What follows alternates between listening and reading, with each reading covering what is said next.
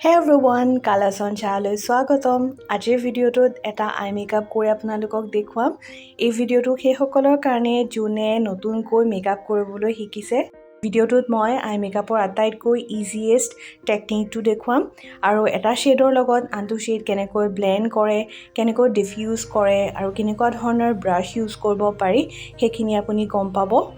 So আহক আই মেকআপটো start কৰোঁ আৰু ইয়াতে প্ৰথমতে মই মোৰ আইব্ৰাউখিনি অলপ শ্বেপ দি লৈছোঁ। যিসকলৰ আইব্ৰাউ খুব কম বা পাতল তেওঁলোকে এনেকৈ আইব্ৰাউ সোপ, আইব্ৰাউ জেল বা আইব্ৰাউ ৱেক্স লগাই পেলাই শ্বেপটো অলপমান মোটা কৰি ল'ব পাৰে। ইয়াতে মই ইউজ কৰিছোঁ চুইচ বিউটিৰ আইব্ৰাউ ৱেক্স। আইব্ৰাউত আইব্ৰাউ ৱেক্স লগোৱাৰ পিছত মোৰ শ্বেপটো ভালকৈ ডিফাইন হৈ গ'ল। তাৰপিছত 5 মিনিটমান সময় আপুনি ৰৈ ল'ব যাতে আইব্ৰাউখিনি ভালকৈ শুকাই যায়। জেলখিনি ভালকৈ ড্ৰাই হৈ যোৱাৰ পিছত এতিয়া আপুনি আইব্ৰাউ প্ৰডাক্ট এটা এপ্লাই কৰিব আইব্ৰাউ হেয়াৰত। ইয়াত মই পেকৰ আইব্ৰাউ ক্ৰীমটো ইউজ কৰিছোঁ। এই ক্ৰীমটো স্মাচ প্ৰুফ হয়, পটককৈ আপোনাৰ আইব্ৰাউখিনিৰ পৰা কালাৰটো ফেড নহয় আৰু আইব্ৰাউৰ শ্বেপটো ধুনীয়াকৈ বহুত সময়ৰ কাৰণে মেইনটেইন হৈ থাকে। যদি ইচ্ছা কৰে আপুনি আইব্ৰাউ পেঞ্চিলো ইউজ কৰিব পাৰে, কিন্তু যদি আপুনি বিগিনাৰ হয় পৰাপক্ষত আইব্ৰাউ পাউডাৰ ইউজ নকৰিব, কাৰণ পাউডাৰ দি পেলাই শ্বেপ দিয়াৰ পিছত বস্তুটো কণ্ট্ৰল কৰিবলৈ অলপ দিগদাৰ হয়। পাউডাৰবোৰ বেছি পিগমেণ্টেড হয় আৰু নেচাৰেল লুক এটা আনিবলৈ অলপ দিগদাৰ।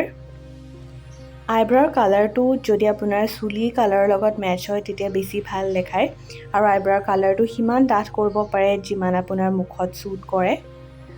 আইব্ৰাউ আঁকাৰ পিছত এনেকৈ আইব্ৰাউ চাইডছবিলাকত অলপমান কনচিলাৰ লগাই ল'ব এডাল ফ্লেট ব্ৰাছৰ সহায়ত। কনচিলাৰ লগালে আইব্ৰাউৰ শ্বেপটো স্পষ্টকৈ ফুটি উঠে, কিন্তু আইব্ৰাউডালৰ ওপৰত সন্মুখৰ ফালে কনচিলাৰ নলগাব, তেতিয়া আৰ্টিফিচিয়েল লুক এটা আহিব। নেচাৰেল কৰিব বিচাৰিলে আইব্ৰাউৰ শেষৰ ফালে আৰু সন্মুখৰ ভাগত ছাইডত আৰু তলতে কনচিলাৰ এপ্লাই কৰিব। এতিয়া আই মেকআপৰ ফালে যদি যাওঁ, আই মেকআপ কৰাৰ আগতে চকুৰ চাৰিওফালে এনেকুৱা লাইট কালাৰৰ কনচিলাৰ এটা লগাই ল'ব।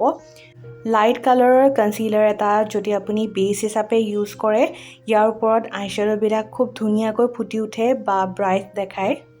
চকুৰ চাৰিওফালে কনচিলাৰ ব্লেণ্ড কৰিবলৈ এডাল সৰু ব্ৰাছ ল'ব যাতে আইব্ৰাউত কনচিলাৰ লাগি নাযায় আকৌ। ইয়াতে মই পেকৰ 219 কনচিলাৰ ব্ৰাছডাল ইউজ কৰিছোঁ।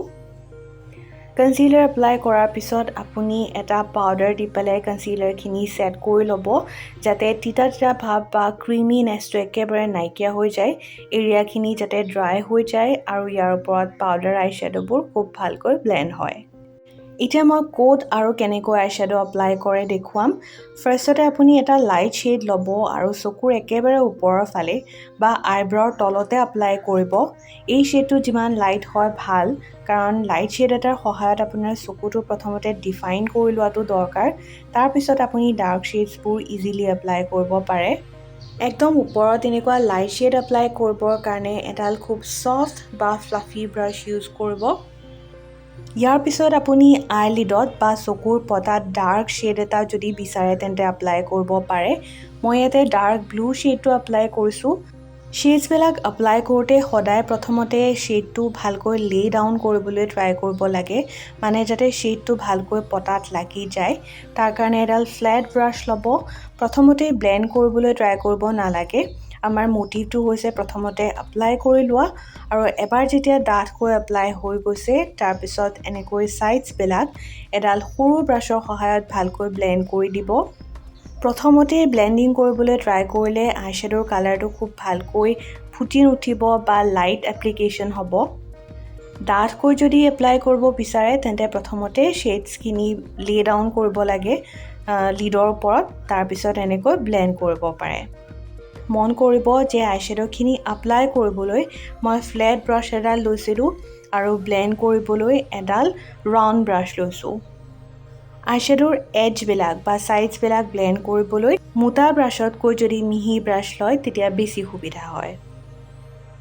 ইয়াৰ পিছত আপোনাৰ চকুৰ যোনটো চকেট বা ক্ৰিজ লাইন বা চকু পতাখন সোমাই যাওঁতে যোনডাল লাইন হয় সেই লাইনডালত এটা কালাৰ এপ্লাই কৰি ল'ব পাৰে মই ইয়াতে পিংক শেড এটা এপ্লাই কৰিছোঁ আৰু মই আচলতে মোৰ সকেটটোৰ অলপ ওপৰত এপ্লাই কৰিছোঁ মোৰ চকুটো সৰু এনেকৈ যদি ওপৰত এপ্লাই কৰে চকুটো অলপ ডাঙৰ দেখায় কাৰবাৰ সকেট লাইনডাল ওপৰত থাকে চকুটো অটোমেটিক্যালি ডাঙৰেই হয় তেওঁলোকৰ কাৰণে অকল সেই লাইনডালতে এপ্লাই কৰিব ওপৰত বা তলত এপ্লাই কৰিব নালাগে ইয়াতে পিংক শেডটো প্ৰথমতে মই আগতে কোৱা নিচিনাকৈ ভালকৈ এপ্লাই কৰি ললোঁ মানে কালাৰটো জেগাত প্লেস কৰি ললোঁ এডাল সৰু ব্ৰাছৰ সহায়ত তাৰ পিছত এতিয়া লাহে লাহে এজেছ বিলাক ব্লেন্ড কৰি লৈছোঁ প্ৰথমতে এপ্লাই কৰোঁতে শেডটো পিংক আছিলে এতিয়া ব্লু যোনটো লিড কালাৰ আইলিডৰ কালাৰ লগত মাৰ্জ কৰি দিয়াৰ কাৰণে পাৰ্পল হৈ গৈছে ট্ৰাই কৰিব যে আপোনাৰ আইলিডত বা চকুৰ পতাত যোনটো কালাৰ এপ্লাই কৰিছে হেতুৰ লগত ভালকৈ মাৰ্জ হৈ যায়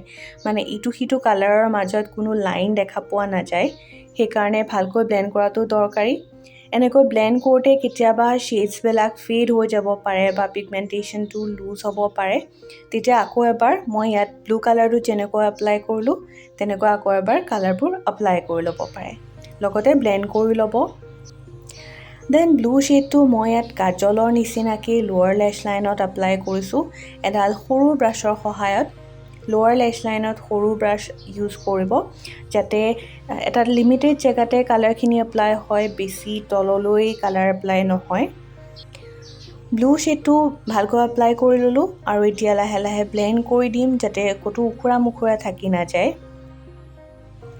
দেন ব্লু শেডটোৰ তলত এটা লাইট ব্ৰাউন শেড এপ্লাই কৰিছোঁ ইয়াতে ব্ৰাউনৰ সলনি আপুনি আগতে ওপৰত ইউজ কৰা পাৰ্পল শেডটো ইউজ কৰিব পাৰে কিন্তু ব্ৰাউন শেডটো এইকাৰণে ইউজ কৰিছোঁ যাতে কালাৰৰ ধুনীয়া গ্ৰেডিয়েশ্যন এটা হয় আৰু যাতে আই মেকআপটো দেখাত কালাৰফুল হয়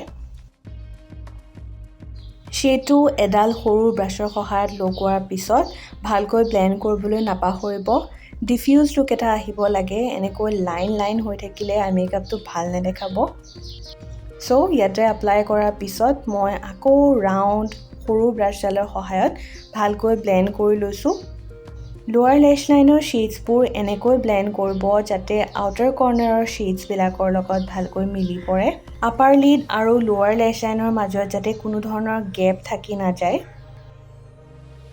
ইয়াৰ পিছত মই কাজল লগাইছোঁ ৱাটাৰপ্ৰুফ বা স্মাজ প্ৰুফ কাজল লগাবলৈ ট্ৰাই কৰিব আৰু কাজলটো লোৱাৰ লেছ লাইনৰ লগতে আপাৰ ৱাটাৰ লাইনত মই যেনেকৈ লগাইছোঁ তেনেকৈ লগাই ল'ব তেতিয়া লেছেছখিনি মোটা দেখায়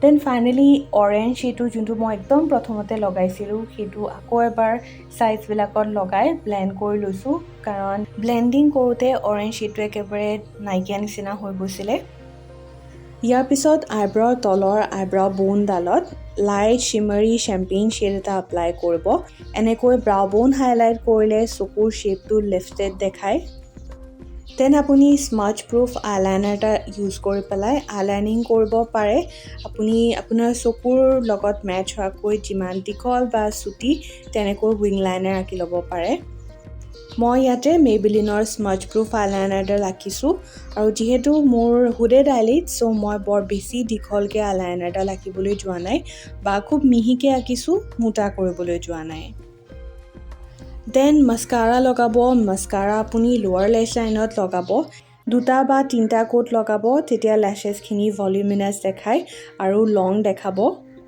চকুৰ ওপৰৰ লেছখিনিত মই মাস্কাৰা লগোৱা নাই যিহেতু মই ফলছ আই লেছেছ লগামেই কিন্তু লেছেছখিনি মই কাৰ্ল কৰি লৈছোঁ এডাল কাৰ্লাৰৰ সহায়ত যাতে ফলছ আই লেছেছৰ লগত ভালকৈ মিলি পৰে সো আই মেকআপটো মোৰ কমপ্লিট হৈ গ'ল টিউটৰিয়েলটোত দেখুওৱা এই টেকনিকটোৰ সহায়ত আপুনি ইজিলি নিজৰ বা বেলেগৰো আই মেকআপ কৰিব পাৰে আই মেকআপ ভাল হোৱাটো তিনিটা কথাৰ ওপৰত ডিপেণ্ড কৰে আপুনি ইউজ কৰা আইশ্যাডো পেলেটটোৰ কোৱালিটি ইউজ কৰা ব্ৰাছবোৰ আৰু কিমান ভালকৈ আপুনি ব্লেন্ডিং কৰিছে আই মেকআপ টিউটৰিয়েলটোত ইউজ কৰা সকলোবোৰ প্ৰডাক্টৰ নাম আৰু লিংক তলৰ ডেছক্ৰিপশ্যনত দিয়া আছে এবাৰ চাই ল'ব সো আশা কৰিছোঁ এই টিউটৰিয়েলটো চোৱাৰ পিছত আপুনি আগতকৈও ভালকৈ আই মেকআপ কৰিব পাৰিব এনেকুৱা ধৰণৰ আৰু টিউটৰিয়েল চাবৰ বাবে মোৰ চেনেলটো ছাবস্ক্ৰাইব কৰি ল'ব লগতে ভিডিঅ'টো চাই যদি ভাল লাগিলে ফ্ৰেণ্ডছৰ লগত শ্বেয়াৰ কৰিব লাইক এটাও কৰি দিব নেক্সট ভিডিঅ'ত আপোনালোকক আকৌ লগ পাম আজিলৈ বাই